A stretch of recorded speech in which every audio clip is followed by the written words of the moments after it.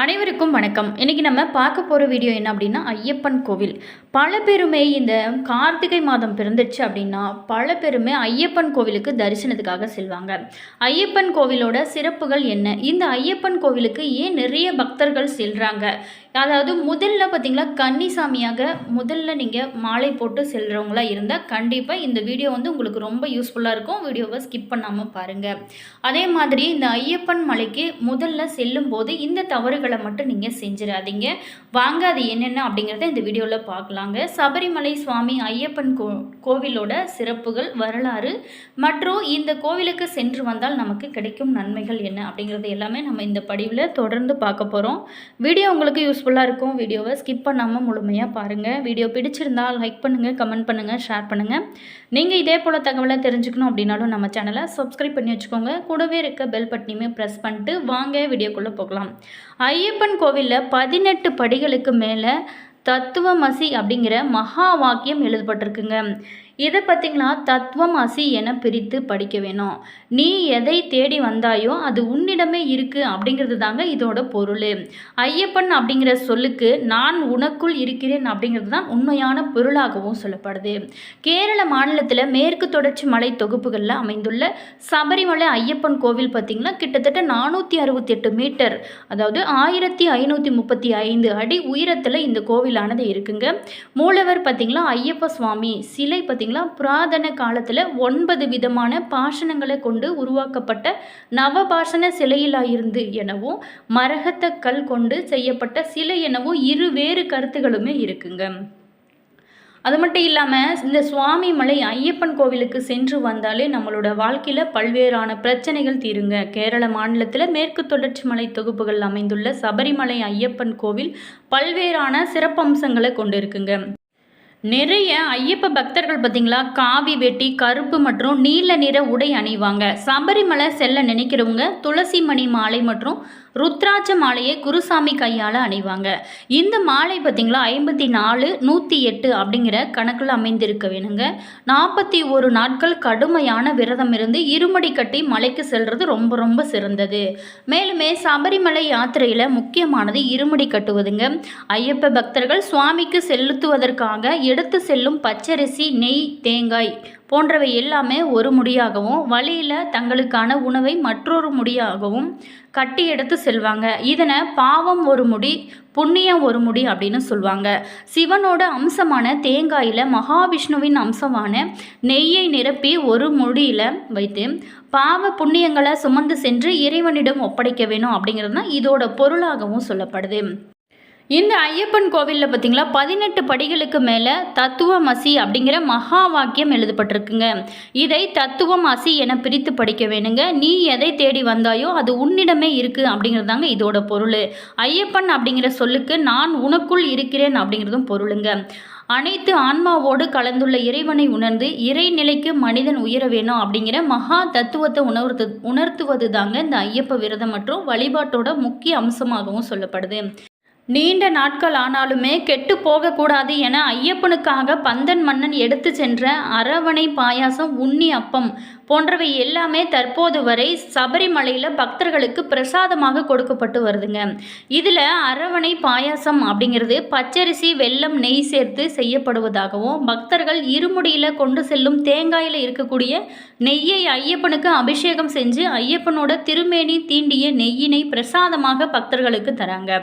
இந்த நெய் தாங்க ரொம்ப புண்ணியத்தை உங்களுக்கு கொடுக்குங்க. இந்த நெய்யான 1 ஆண்டு ஆனாலும் கூட கெட்டு போகாது, அதே நறுமணம் மாறாமல் கெட்டு போகாமல் இருக்கும். இந்த நெய்யினை 1 மண்டலம் சாப்பிடலாங்க. தீராத நோய்கள் எல்லாமே தீர்க்கும் ஒரு அற்புதம் நிறைந்தது இந்த சாமி மீது இருக்கக்கூடிய இந்த நெய் தாங்க. 18 படிகளுமே உணர்த்துவது என்ன, தங்கம், வெள்ளி, வெண்கலம் போன்ற உலோகங்களால் செய்யப்பட்ட கவசத்தால் மூடப்பட்ட 18 படிகளிலுமே 18 தேவதைகள் அருள் செய்கிறாங்க. இந்த 18 படிகளுமே வாழ்க்கை மற்றும் 18 வகையான குணங்களை குறிப்பதாகவும் இதில் பார்த்திங்களா தீயதை எல்லாமே நீக்கி நல்லதை எல்லாமே சேர வேணும் வேணும் அப்படிங்கிறது தான் இந்த 18 படிகளோட தத்துவமாக சொல்லப்படுது. 18 படிகளில் ஏறும்போதுமே 18 படிகளை கடந்த ஐயப்பனை தரிசிக்கும் போதும் நம்ம என்ன வேண்டிக் கொள்கிறோமோ அது அப்படியே நடக்கும் அப்படிங்கிறது பக்தர்களோட நம்பிக்கையாகவும் இருக்குங்க. மேலுமே 18 படிகள் உணர்த்தும் தத்துவம் முதல் படி பிறப்பு நிலையற்றது அப்படிங்கிறத உணர்த்துது. அடுத்தது பார்த்திங்களா, 2ஆம் படி சாங்கிய யோகம், 3ஆம் படி கர்ம யோகம், 4ஆம் படி ஞான யோகம், 5ஆம் படி சந்நியாசி யோகம், 6ஆம் படி தியான யோகம், 7ஆம் படி ஞான விஞ்ஞான யோகம், 8ஆம் படி அட்சர பிரம்ம யோகம்.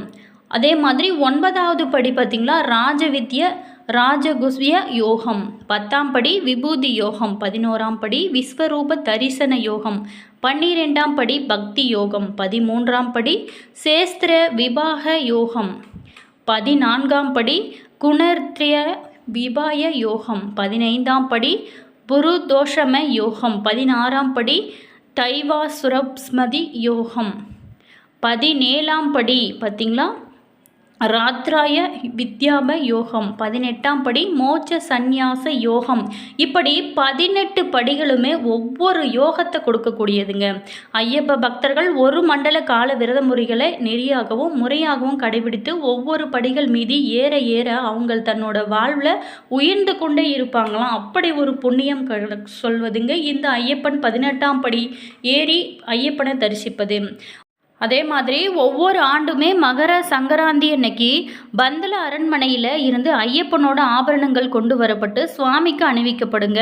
அப்படி நகைகள் அணிவிக்கப்பட்டு தீபாரதனை காட்டப்படும் போது பொன்னம்பலமேட்டிலிருந்து ஜோதி வடிவமாக ஐயப்பன் பார்த்திங்கன்னா அழகாக காட்சி தருவார். இந்த மகர ஜோதியை காண்பது பாவங்கள் அனைத்துமே போக்கக்கூடியது, அற்புதம் நிறைந்தது. ஐயப்ப வழிபாட்டில் பக்தர்கள் பெரும் பாக்கியமாக கருதுவது மகர ஜோதி தரிசனத்தை தாங்க.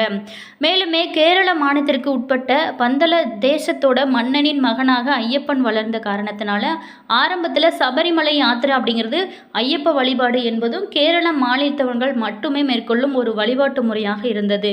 ஆனால் காலம் கடக்க கடக்க 60 ஆண்டுகளுக்கு முன்னாடி ராஜமாணிக்கம் பிள்ளை அப்படிங்கிறவர் ஸ்ரீ ஐயப்பன் அப்படிங்கிற தலைப்பில் ஐயப்பனோட வரலாற்றையும் வழிபாட்டு முறை பற்றியும் நாடகமாக போட்டு கேரளாவை தாண்டி பிற மாநிலத்திற்குமே ஐயப்பன் பற்றி தெரிய வந்து தற்போது பல மாநிலத்திலிருந்துமே இந்த ஐயப்பன் ஆலயத்திற்கு வந்து ஐயப்பனை வழிபட்டு செல்கிறாங்க. மற்ற கோவில்கள் போல் இல்லாமல் சபரிமலை ஐயப்பன் கோவில் வருடம் முழுவதுமே திறக்கப்பட்டு இருப்பதில்லைங்க. ஒவ்வொரு மலையாள மாதத்தின் கடைசி நாள் மாலை 5 மணி கோவிலானது நடை திறக்கப்பட்டு மலையாள மாதத்தின் 5வது நாளன்னைக்கு நடை சாத்தப்படுங்க. கார்த்திகை, மார்கழி, தை மாதங்களில் மண்டல மற்றும் மகர ஜோதி பூஜைக்காக கோவில் காலை 4 மணிக்கு சுப்ரபாதத்துடன் திறக்கப்பட்டு இரவு 11 மணிக்கு ஹரிவராசனம் பாடி நடை பார்த்திங்களா சாத்தப்படுவாங்க. இங்கு விழாக்கள் அப்படின்னு எடுத்துட்டோமா ஆண்டுதோறுமே நடைபெறும் மண்டல பூஜை மகர ஜோதி பூஜைகள் விசேஷமானதுங்க. தை மாதம் மகர சங்கராந்தி அன்னைக்கு நடக்கும் மகர ஜோதி தரிசனம், சித்திரை, விஷி போன்ற விழாக்கள் பெரிய அளவில் இங்கு கொண்டாடப்படுங்க. இந்த நாட்களில் லட்சக்கணக்கான பக்தர்கள் சாமி தரிசனத்திற்காக சபரிமலையில் குவிவாங்க. மேலுமே சபரிமலை ஐயப்பன் கோவில் பெருநாடு கிராம பஞ்சாயத்துங்க. அதே மாதிரி இந்த 18 படிகள் ஏறுவது ரொம்ப புண்ணியத்தை கொடுக்குங்க. முதல் 5 படிகள் மெய், வாய், கண், மூக்கு, செவி ஆகிய 5 புலன்களையும் 6 முதல் 13 படிகள் வரைக்கும் அஷ்டம சித்திகளையும் 14, 15, 16 படிகள் 3 வித குணங்களையும் 17வது படி ஞானத்தையும் 18வது படி அஞ்ஞானத்தையுமே குறிக்கின்ற வகையில் அமைந்திருப்பதாக ஐதீகங்க. மேலுமே இந்த 18ஆம் படிகளுமே ஒவ்வொரு சிறப்புகள் வாய்ந்தது. கேரள மாநிலத்தில் மேற்கு தொடர்ச்சி மலை தொகுப்புகளில் அமைந்துள்ள சபரிமலை ஐயப்பன் கோவில் பார்த்திங்களா கிட்டத்தட்ட 468 மீட்டர், அதாவது 1535 அடி உயரத்தில் அமைந்துள்ள ஒரு அற்புதம் நிறைந்த கோவிலுங்க.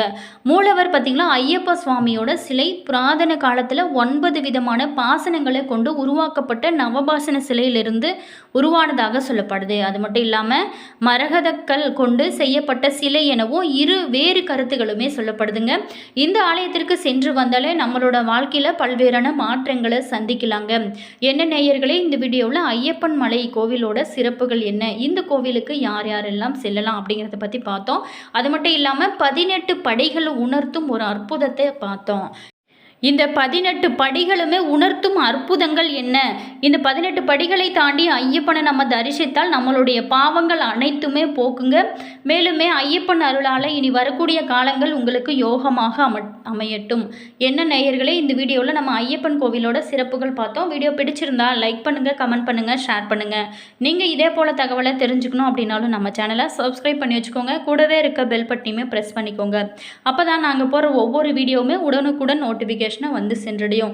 உங்களோட கருத்து என்ன அப்படிங்கிறத மறக்காம கமெண்ட் பாக்ஸ் செக்ஷனில் சொல்லுங்கள். அதே மாதிரி உங்களுக்கு ஜோதிட ரீதியாக ஏதாவது சந்தேகங்கள் இருந்துச்சு அப்படின்னு நினச்சிங்களா, இந்த வீடியோக்கும் கீழே டிஸ்கிரிப்ஷனில் ஸ்ரீ வராகி அம்மன் வாட்ஸ்அப் நம்பர் கொடுத்துருக்கோம். அந்த நம்பருக்கு நீங்கள் கால் பண்ணி பேசலாங்க. ஆல் விவோஸ், தேங்க்யூ.